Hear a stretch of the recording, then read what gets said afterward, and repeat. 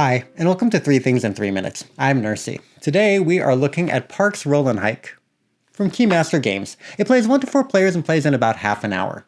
So what it's about, Parks Roll and Hike is a roll and write game in the vein of the 2019 game Parks, where players are marching in a group along a US national park. Players choose one of 6 national parks for the game. A player will roll 5 dice with 1 orange leader die in the mix.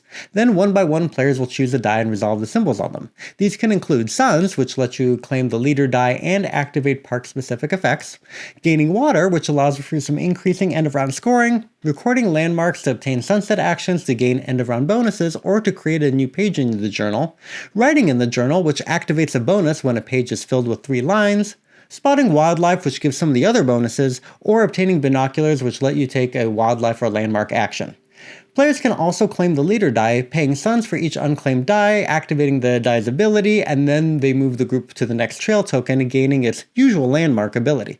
And then everyone fills in a corresponding line in their journal. The round ends when players reach the end of the trail, and then they activate the sunset abilities and score points for the round. The process is repeated for a total of 3 rounds with endgame points based on recorded journals and wildlife and park-specific conditions. So what I like. Parks Roll and Hike is centered around the theme of hiking and logging your discoveries in a notebook, and even the simple task of drawing landmarks and scribbling journal lines is surprisingly effective at conveying the theme, and instead of pads, the game comes with small logbooks that will show the history of your games over time. And while the gameplay is overall the same from game to game except for some randomly placed trail tokens, the 6 different parks give small changes to the rules and scoring, keeping it variable without a lot of extra rules to remember. And the sunset actions create a nice small engine building mechanic, letting you focus on a few specific methods to reliably get points. Now, points to consider. With only 3 rounds, you only get 3 sunset actions total, which feels too short to get a really particularly compelling engine going.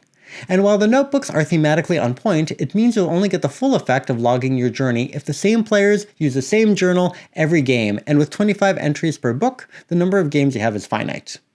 And while the art in the game is pleasant and clean, it doesn't feature the beautiful 59 Parks artwork from the original Parks game that made that game so appealing.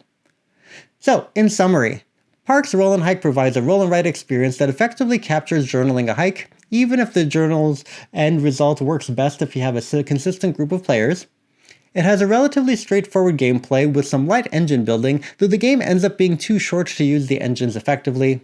And the variable park rules allow for the game to vary from one to the next, even if they are missing the fantastic artwork from the original Parks. Thank you so much for watching. Please make sure you like and share this video and subscribe to the channel. Thanks.